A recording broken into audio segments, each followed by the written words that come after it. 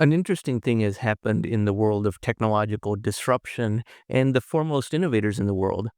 Some people who think that they are the most disruptive, and usually are, occasionally find out that they're not, and then they are caught by surprise and come up with very, very ridiculous types of arguments that are actually just them being caught off guard, that the technology they are working on is not as advanced as they thought, and these people adapt quickly, so they adjust.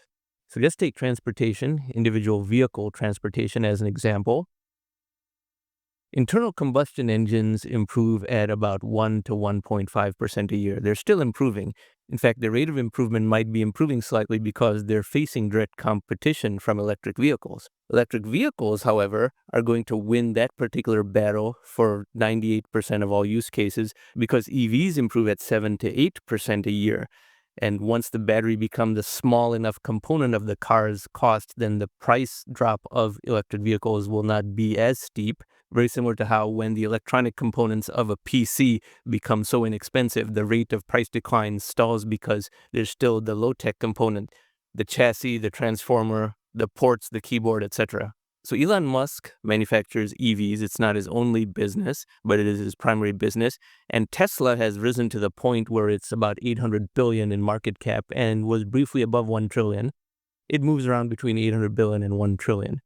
That is despite the fact that EVs are still only 17 to 18% of new car sales, and that percentage is rising even as there is more replacement and cumulative sales of EVs.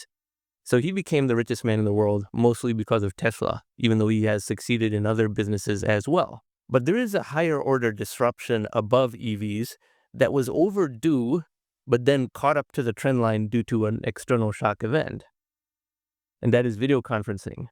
Now, anyone who is a longtime futurist and keen observer of technological disruption recalls that during the dot-com era, the 1999 to 2000 period, it was said that pretty soon there will be so much video conferencing over the internet that many people will be able to work with each other on a decentralized location basis. And therefore, things like offices, as well as even satellite locations and collaborating with people in other countries will become commonplace. Now, this did not happen as soon as they thought. There were a lot of video conferencing companies in the 2000s. WebEx was acquired by Cisco Systems for $3.2 billion, which was a lot more back then than it is today. You also had Cisco with their own video conferencing solution, and they acquired a Norwegian company called Tandberg for $3 billion, also in the late 2000s. 2009 or 10. But Cisco's video conferencing solution was very expensive and it failed because there was not enough internet bandwidth and it required a $300,000 initial cost outlay for any corporation that wanted to have a video conferencing room. So that failed. And video conferencing remained nascent for many years. Then we had the COVID-19 crisis and people had to work over video conferencing. And then those technologies caught up in many ways. And the innate improvement of video conferencing is in fact 10 to 12% a year because that includes bandwidth improvements, camera improvements, and free software like Zoom being economically viable. And this work from home revolution seemed like a big surprise, but it was in fact overdue from the perspective of people from the 1999-2000 period. And it is the higher order disruption. And what I mean by that is it is dematerialized. It is replacing driving with no driving. So an EV is driving with an electric vehicle, more advanced than an internal combustion engine, of course. But imagine not having to drive at all and cutting out all of that transit time, whether commuting, whether going somewhere for a meeting, etc. For many people, this is 10 to 15 hours a week, as well as all the secondary activities like polishing your shoes if you're a man, or doing your makeup if you're a woman, or having enough office clothes versus not. So we're going to go to a clip of Elon Musk objecting to work from home because his primary technology, where he makes most of his money, is directly under attack because the people who are most likely to buy Tesla cars are also people who, for the most part, can do their jobs remotely. People with highly paid desk jobs, attorneys, corporate executives, software developers, and so forth.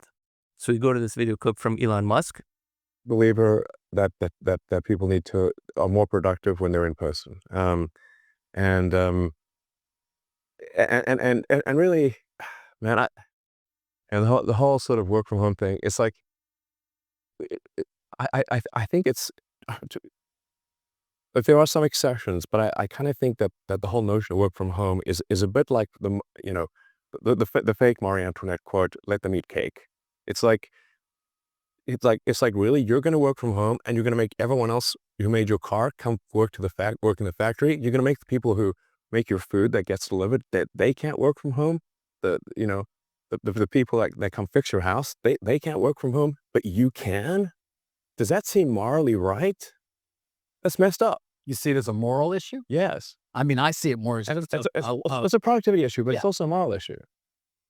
People should get off the goddamn moral high horse with their work from home bullshit. Um, because they're asking everyone else to not work from home while they do. And yet for us, there's still pushback, by the way. It's still going on. This battle is still happening. I mean, leaders of organizations, and I speak to plenty of them, I want people back. I want people back. 3 days a week, they're still battling. It's not clear that Yeah. it's ever going to change. People are not coming back No, 5 days a week. The laptop class is living in La La Land. Okay, as I said, you can't. But look at the cars. Are people working from home here? Of course not.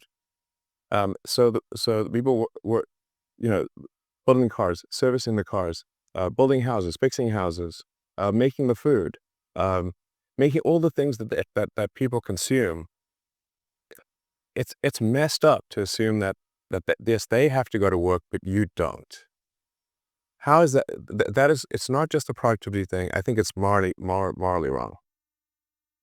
Although productivity is definitely impacted too. And the ability of people to learn, and I mean, on and on. Listen, So, I mean, look, people will disagree with me about this, but it's like, um, so if you want to work at Tesla, you want to work at SpaceX, you want to work at Twitter, you got to come into the office every day. yes, I mean, like I'm not saying, I'm I'm saying like, look, put 40 hours in, and in fact, it doesn't even need to be like, Monday through Friday, you could work Monday through Thursday. And also not saying no one should take, I mean, I think people should take vacations. Like I work 7 days a week, but I'm not expecting others to do that. Now look at how weak his arguments were, even though he's right about most other things. He started stuttering when coming up with an excuse on the fly, and he tried to make it a moral argument. And then he tried to use his anecdote of factory workers, who obviously have to work in a factory, as the norm and stretch that out to everyone. A moral argument that, hey, some people lower in the skill ladder cannot work from home, therefore people who can work from home should not. You could make that same argument about people who get to work indoors in air-conditioned offices versus people who are outdoors, whether the weather is good or not. You could make that argument for healthcare. In the United States, how come good health plans are tied to employment and people lower in the skill ladder do not have a health plan associated with their employment? You could make that argument relative to even educational level. How come people who are higher in intelligence or higher in productive output get paid more versus those who don't? This is a very, very uncharacteristic amount of indignation from Elon Musk, because usually he's the disruptor. When there's a higher order disruption that is cannibalizing his disruption, then he comes up with a very weak argument. Now, since that time, he's probably thought about it some more and has a better argument, and or has recognized this reality and pivoted, because another one of his companies, Starlink, which gives you a high bandwidth internet connection independent of your location, in fact, directly cannibalizes Tesla. Starlink is one of the most work from home telework enabling technologies out there, and anyone who is likely to use Starlink is absolutely the core audience that Tesla is marketed to. So his Starlink product from his SpaceX company is directly cannibalizing his Tesla cars to some extent. Now, he's probably figured that out over the course of the few months since that video clip aired and is redeploying his assets accordingly. And that's why you probably won't hear him rail against work from home that much anymore either. But this was an example of someone who thought he was the highest order disruptor, and for a time he was, being demoted to second place behind an even higher order disruption. And it is higher order because it is dematerialized. It is something that can diffuse to hundreds of millions of people immediately. Tesla cars have to be made in a factory, so even if everyone could afford one, they would have to produce that many, whereas Zoom-type interaction can be used by anyone with an existing internet connection, whether on a PC or on a phone. And it is more deflationary because by cutting out the commute to work, you are freeing a lot of highly productive people, highly paid people from 3 hours a day of commute time. This can be the source of many other things that they do. They can have a second gig so that they are not dependent on just one employer. Parents can spend more time with their children. Gee, people never mention that when they indicate that they're opposed to work from home.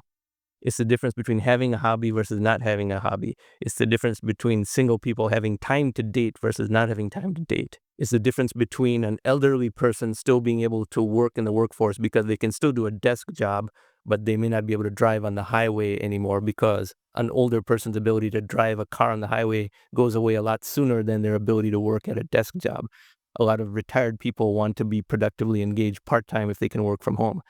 And it is absolutely the natural progression of the internet. And so it's surprising that someone who is one of the greatest internet entrepreneurs ever, if you go back to his PayPal days as a pioneer of making payments over the internet, to his SpaceX Starlink days today, he's one of the greatest internet entrepreneurs ever. Yet he opposes work from home because it's cannibalizing Tesla cars and he wants to sell more cars, whereas work from home is reducing the demand of cars and is affecting EVs more than it's affecting internal combustion engine cars. Because remember, the EV buyer is technologically advanced and therefore, by definition, under the first principles as detailed in my Atom publication, is more likely to be someone who can do most or all of their work via video conferencing, thereby reducing their driving by a lot. My own driving has fallen by about 2/3 versus what it was in 2019, and that is true for most people in Silicon Valley. So this is the one thing Elon Musk is wrong about. Since that time, he's probably adjusted accordingly and is not going to fight the first principles of technology and economics, which he understands better than virtually everyone. Everyone makes mistakes from time to time, but this is something he was wrong about because he was caught off guard. If you like this type of content, I encourage you to subscribe to this channel, and thank you very much for watching.